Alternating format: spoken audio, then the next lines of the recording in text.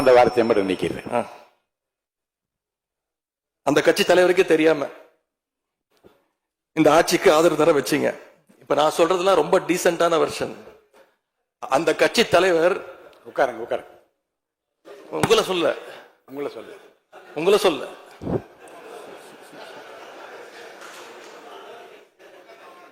காமராஜ் உட்காருங்க. காமராஜ் மாண்பு உறுப்பினர் காமராஜ் உட்காருங்க. மாண்பு உறுப்பினர் காமராஜ் உட்காருங்க. மாண்பு உறுப்பினர் காமராஜ் உட்காருங்க. இப்ப நான் சொன்னதுல ரொம்ப டீசென்டான விஷயம் வெர்ஷன். அந்த கட்சி தலைவர் திரு டிடிவி தினகரன் சொன்னது என்ன தெரியும்? சொன்னாரு, ஆட்சிக்கு வர்றதுக்கு முன்னாடியே குதிரை பேரத்துல ஈடுபடுறாங்கன்னு சொன்னார். நேற்று சொல்லியிருக்கிறாரு, மாற்றம்னு சொன்னீங்க, இது மாற்றம் இல்ல துர்நாற்றம் அப்படின்னு சொல்லியிருக்கிறார். அடுத்து அதே பாஜக தலைமையிலான என்டிஏ கூட்டணியில் இருக்கக்கூடிய பெரிய கட்சியான அதிமுக இன்னைக்கு கிட்டத்தட்ட 2 பிளவுபட்டிருக்கு. பிளவுபட்ட ஒரு குரூப் உங்களுக்கு ஆதரவு தெரிவிச்சிருக்கிறாங்க. அடுத்து நடந்த இன்சிடென்ட் தான் மிகப்பெரிய ஒரு ட்விஸ்ட். பிளவுபட்ட குரூப்ல இருக்கக்கூடிய ஒரு தலைவரோட வீட்டுக்கு ஒரு புது சோஃபா போகுது. சோஃபா பின்னாடியே புது முதலமைச்சரும் அந்த தேர்தல் நேரத்தில் ஊழல் சக்தின்னு சொன்னீங்க. ஆனா இன்னைக்கு சோசியல் மீடியால மக்கள் உங்களை பார்த்து கேள்வி கேட்க ஆரம்பிச்சிட்டாங்க. என்ன கேட்கிறாங்க தெரியுமா? அந்த ஊழல் சக்தியோடு சேர்ந்து இருக்கக்கூடிய ஆளுங்கட்சிய இப்ப என்ன சக்தின்னு கூப்பிட போறாங்க. கிளீன் கவர்மெண்ட் சொன்னாங்க. இதுதான் உங்க கிளீன் கவர்மெண்ட் லட்சணமானு மக்கள் கேட்க ஆரம்பிச்சிட்டாங்க. இப்படி நீங்க கூவத்தூரையும் மிஞ்சுற அளவுக்கு அடிக்கிற கூத்த பார்க்கும் போது இந்த அரசு எத்தனை நாளைக்கு நீடிக்க போகுதுன்னு மக்களுக்கு அந்த சந்தேகம் வர ஆரம்பிச்சிருச்சு. முதல் கோணலே முற்றிலும் கோணல்ன்ற மாதிரி உங்க நடவடிக்கை எல்லாமே இன்னைக்கு நடந்துகிட்டு இருக்கு.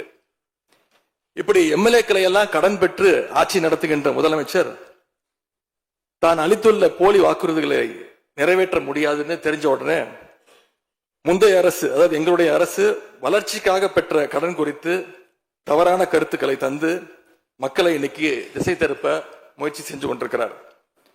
பெரும்பான்மையும் இல்லாத, அரசியல்ல அடிப்படை நேர்மையும் அல்லாத இந்த அரசு நல்லாட்சி தரும், தமிழ்நாட்டு மக்களுடைய உரிமைகளுக்காக போராடும்னு மக்களுக்கு துளியும் நம்பிக்கை இல்லை. முக்கியமான ஒரு விஷயத்தை இங்க நான் பதிய வைக்க விரும்புகிறேன். உங்களுக்கு ஓட்டு போட்ட மக்களே நடக்கிறதையெல்லாம் பார்த்துட்டு ஒரு பெரிய தப்ப பண்ணிட்டோமோன்னு இன்னைக்கு வருத்தப்பட ஆரம்பிச்சிட்டாங்க. மக்களுடைய அந்த உணர்வை வெளிப்படுத்தும் விதமா இந்த ஓட்டெடுப்புல கலந்துக்காம திராவிட முன்னேற்ற கழக உடன்பிறப்புகள் உறுப்பினர்கள் நாங்க வெளிநடப்பு செய்ய போறோம். நாங்க வெளிநடப்பு செஞ்சாலும் அதனால பேரவையுடைய எண்ணிக்கை அளவு குறைஞ்சு நீங்க நிச்சயம் இந்த வாக்கெடுப்புல வெற்றி பெறதான் போறீங்க. அப்படி வெற்றி பெற்ற பிறகாவது மக்களுடைய நம்பிக்கையை காப்பாற்றுற மாதிரி உங்களுடைய பணிகள் இருக்கணும், உழைங்க. எங்க தலைவர் திரு முத்துவேல் கருணாநிதி ஸ்டாலின் அவர்கள் கடந்த 5 வருஷமா ஒவ்வொரு குடும்பத்துக்கும் பார்த்து திட்டங்களை நிறைவேற்றி கொடுத்தார். அந்த திட்டங்களை எல்லாம் நீங்க தொடரணும். தயவு செஞ்சு அதில் அரசியல் செய்ய வேணாம். ஏன்னா இந்த மாசம் 15ஆம் தேதி கலைஞர் மகளிர் உரிமை தொகை 1,31,00,000 தாய்மார்கள் காத்துக்கிட்டு இருக்கிறாங்க. அந்த 1000 ரூபாய் வருமா அப்படின்னு காத்துக்கிட்டு இருக்கிறாங்க. அதே மாதிரி புதுமை பெண் திட்டம், தமிழ் புதுவன் திட்டங்கள்ல காலேஜ் போற ஸ்டூடெண்ட்ஸ் அவங்களுக்கு வர மாசம் வர கல்வி ஊக்கத்தொகை 7ஆம் தேதி கொடுத்துருக்கணும். இது வரைக்கும் வரல. அவங்களும் காத்துக்கிட்டு இருக்கிறாங்க. இப்ப ஸ்கூல் இல்லைனாலும் ஜூன் 2ஆம் தேதி ஸ்கூல்ல ரீஓபன் பண்ண போறாங்க. அப்ப காலை உணவு திட்டத்துக்காக பள்ளி மாணவர்கள்லாம் காத்துக்கிட்டு இருக்கிறாங்க. இப்படி பல்வேறு திட்டங்கள் இருக்கு. நான் முதல்வன் திட்டம், தாய் மாணவர், அன்பு கரங்கள்னு பல்வேறு திட்டங்களுடைய பயனாளிகள்லாம் ஆவலோடு காத்துக்கிட்டு இருக்காங்க. இந்த அரசு என்ன செய்ய போகுதுன்னு காத்துக்கிட்டு இருக்கிறாங்க. அதனால நான் உங்ககிட்ட கேட்டுக்கொள்றது, மாண்புமிகு முதலமைச்சர் அவர்கள் பதவி ஏற்றதும் தன்னுடைய முதல் உரையில அவகாசம் வேணும்னு கேட்டீங்க. நிச்சயம் அவகாசம் எடுத்துக்கோங்க. ஆனா காத்துக்கிட்டு இருக்க அத்தனை பேரையும் ரொம்ப காலம் காக்க வச்சிடாதீங்க. அது மட்டும் இல்ல, தேர்தலுக்கு முன்னாடி பல கவர்ச்சியான வாக்குறுதிகளையும் நீங்க கொடுத்திருக்கிறீங்க. மக்கள் அதுவும் ஞாபகம் வச்சிருக்கிறாங்க. மகளிருக்கு மாசம் 2500 ரூபாய், ஆண்டுக்கு 6 சிலிண்டர், தங்க செயின், மோதிரம், பட்டுப்புடவை, வேலையில்லா இளைஞர்களுக்கு உதவித்தொகைன்னு அந்த லிஸ்டும் நீண்டுட்டே இருக்கு. பெரிய லிஸ்ட் தான்.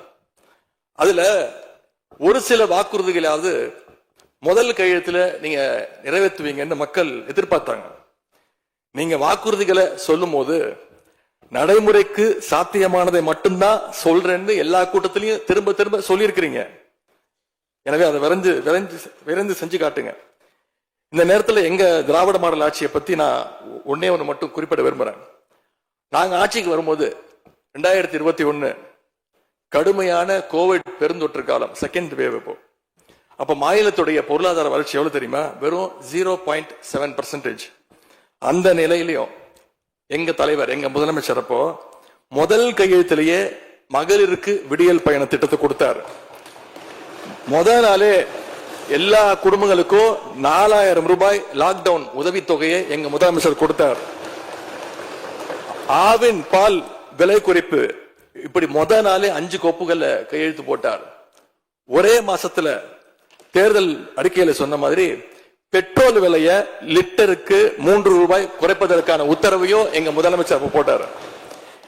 இப்படி கடுமையா உழைச்சதுனாலதான் இன்னைக்கு 5 ஆண்டு முடிவில் இந்தியாவிலேயே பொருளாதார வளர்ச்சியில நம்பர் 1 மாநிலமாக இன்னைக்கு தமிழ்நாட்டை எங்களுடைய தலைவர் மாத்தி காட்டியிருக்கிறார்.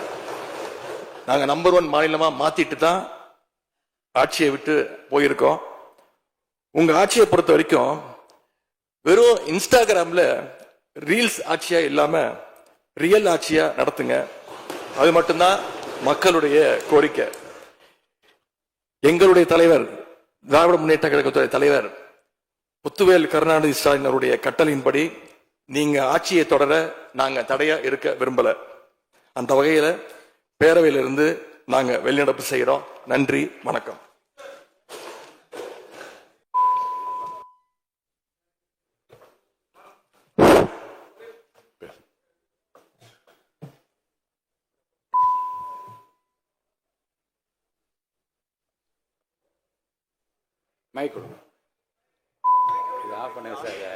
மாண்புமிகு பேரவைத் தலைவர்களே, மாண்புமிகு எதிர்க்கட்சி தலைவர் குறிப்பிட்ட பொழுது கூவத்துறை குறிப்பிட்டு சொன்னார்கள். கூவத்துறையில் இருந்துள்ள அத்தனை பேரும் அனைத்து இந்திய அண்ணா திராவிட முன்னேற்ற கழக உறுப்பினர்கள். நான் முதலமைச்சராக தேர்வு செய்யப்பட்ட பிறகு நம்பிக்கை கோரும் தீர்மானம் சட்டமன்றத்தில் வருகின்ற பொழுது 122 பேரும் அனைத்து இந்திய அண்ணா திராவிட முன்னேற்ற கழக உறுப்பினர்கள் வாக்களித்துத்தான் நான் முதலமைச்சர் ஆனேன் என்பதை பதிவு செய்துள்ளேன்.